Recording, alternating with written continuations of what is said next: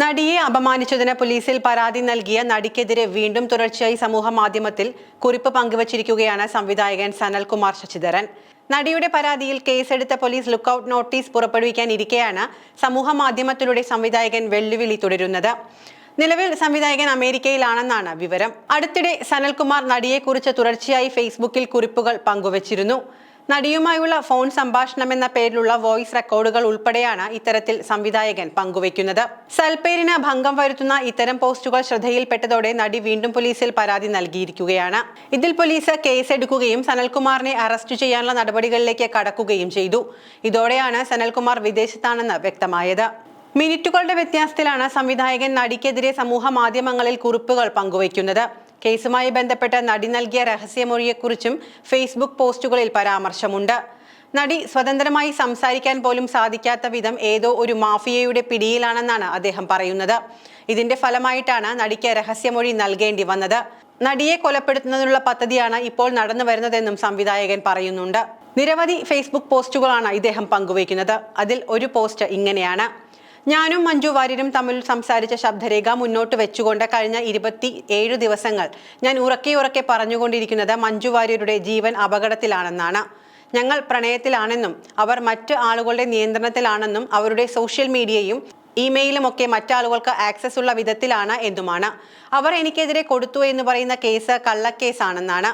ഇത് ഇത്രയും വ്യാപകമായി ചർച്ച ചെയ്യപ്പെട്ടിട്ടും മഞ്ജു വാര്യർ എന്നെ സ്വകാര്യമായി ബന്ധപ്പെടുകയോ പബ്ലിക്കായി അത് നിഷേധിക്കുകയോ ചെയ്യാതിരിക്കുന്നത് ബാഹ്യപ്രേരണ കൊണ്ടാണ് എന്ന് ഞാൻ പറയുമ്പോൾ ജനങ്ങൾ ചോദിക്കുന്നത് എന്തിന് അവർ പ്രതികരിക്കണമെന്നാണ്. എന്നോട് വ്യക്തിപരമായി സംസാരിക്കാൻ അവർക്ക് താല്പര്യമില്ലാത്തത് കൊണ്ടാണ് എന്നാണ്. എന്നാൽ വസ്തുത അതാണോ? അല്ല. ഞങ്ങൾ രഹസ്യമായി സംസാരിച്ചു വരുമ്പോൾ തന്റെ ജീവന് അപകടമുള്ളതുകൊണ്ട് ഞങ്ങളുടെ ബന്ധം മുന്നോട്ട് കൊണ്ടുപോകാൻ കഴിയില്ല എന്ന് എന്നോട് മഞ്ജു വാര്യർ ആദ്യമായി പറയുന്നത് 2024 ഡിസംബറിലാണ്.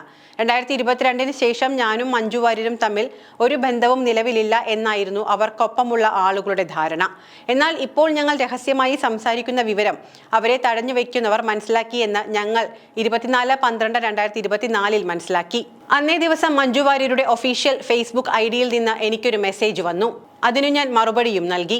അതിനുശേഷം ആ പേജിൽ നിന്ന് എനിക്കൊരു മറുപടി ഉണ്ടായിട്ടില്ല. ഇതിപ്പോൾ പറയാൻ കാരണം എന്നെ മഞ്ജു വാര്യർ കോണ്ടാക്ട് ചെയ്തിട്ടേയില്ല എന്ന തരത്തിലും ഞാൻ അവരെ ശല്യം ചെയ്യുന്നു എന്ന തരത്തിലും കഥകൾ പ്രചരിക്കുന്നത് കൊണ്ടാണ്. 2024 ഡിസംബർ 24 എന്നെ ഒഫീഷ്യൽ ഐഡിയിൽ നിന്നും ബന്ധപ്പെട്ടത് മഞ്ജു വാര്യർ ആണെങ്കിൽ എന്തുകൊണ്ട് പിന്നീട് ഇത്രയും വലിയ സാമൂഹ്യ ചർച്ച തന്നെക്കുറിച്ചുണ്ടായിട്ടും അവർ എന്നോട് ഒരു മെസ്സേജ് കൊണ്ടുപോലും സംസാരിക്കാത്തത്? ആ മെസ്സേജ് അയച്ചത് മഞ്ജു വാര്യർ അല്ലായിരുന്നുവെങ്കിൽ ആ ഒഫീഷ്യൽ ID കൈകാര്യം ചെയ്യുന്നത് ആരാണ്, ആരൊക്കെയാണ്? ഇങ്ങനെയാണ് ആ ഒരു പോസ്റ്റ്. പിന്നെ അദ്ദേഹം പറയുന്നത്, ഇവിടെ കൃത്യമായും ഒരു മർഡർ പ്ലോട്ട് ഉണ്ട്. വളരെ അടുത്തു തന്നെ മഞ്ജു വാര്യരെ കൊലപ്പെടുത്താനുള്ള പദ്ധതിയാണ് അരങ്ങേറുന്നത്. കൊല നടന്നു കഴിഞ്ഞാൽ സ്വാഭാവികമായും മാധ്യമങ്ങൾ അത് ഇപ്പോഴത്തെ എന്റെ അവസ്ഥയെ കളിയാക്കിക്കൊണ്ടുള്ള ഒരു ചർച്ചയിലേക്ക് ഒതുക്കും. മഞ്ജു വാര്യർ ഇപ്പോൾ മജിസ്ട്രേറ്റിന് മുന്നിൽ കൊടുത്തിട്ടുള്ള എനിക്ക് വധഭീഷണി ഉണ്ട് എന്ന രഹസ്യമൊഴി പിന്നീട് വെളിച്ചം കാണുകയേയില്ല. സുഹൃത്തുക്കളെ, നിങ്ങളുടെയൊക്കെ ഈ മൗനം വലിയ പാതകമാണ്. മഞ്ജു വാര്യർ ഈ കേസിന്റെ സത്യാവസ്ഥയെക്കുറിച്ച് പൊതുസമൂഹത്തിന് മുന്നിൽ അടിയന്തരമായി പറയണമെന്ന് നിങ്ങൾ ദയവായി ആവശ്യപ്പെടണം. അല്ലെങ്കിൽ വളരെ താമസിയാതെ നിങ്ങൾ ആ ദുഃഖവാർത്ത കേൾക്കേണ്ടി വരും.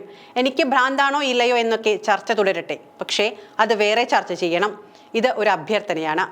പോലീസ് കേസ് എടുത്തതിന് പിന്നാലെ നടിക്കെതിരെ സനൽകുമാർ തുടർച്ചയായി ഫേസ്ബുക്ക് കുറിപ്പുകൾ പങ്കുവയ്ക്കുകയായിരുന്നു. നിരവധി പോസ്റ്റുകളിൽ നടിയോടുള്ള പ്രണയം സംവിധായകൻ വിവരിക്കുന്നുണ്ട്. പ്രണയം പങ്കുവച്ചുള്ള കവിതകളും ഫേസ്ബുക്ക് കുറിപ്പുകളിൽ ധാരാളമായുണ്ട്.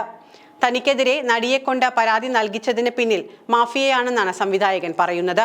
27 ദിവസങ്ങൾ കഴിഞ്ഞിട്ടും താൻ പറഞ്ഞതിനെ നിഷേധിച്ച നടി രംഗത്തെത്തിയിട്ടില്ല എന്നാണ് അദ്ദേഹം പറയുന്നത്. താൻ പറഞ്ഞതിനെ നിഷേധിച്ചുകൊണ്ട് ഒരു വാചകം പോലും പറഞ്ഞിട്ടില്ല. എന്തുകൊണ്ടാണ് പൊതുസമക്ഷം നടി ഒന്നും സംസാരിക്കാത്തത്? എന്നെ ഉപദ്രവിക്കാൻ നടിക്ക് താല്പര്യമില്ല. അങ്ങനെ ഉപദ്രവിക്കണമെങ്കിൽ ഒരു പത്രസമ്മേളനം വിളിക്കാമായിരുന്നല്ലോ. പോലീസ് സ്റ്റേഷനുകളും കോടതികളും കയറി ഇറങ്ങുന്നതിനേക്കാൾ എളുപ്പം അതല്ലേ എന്നും സംവിധായകൻ ചോദിക്കുന്നു.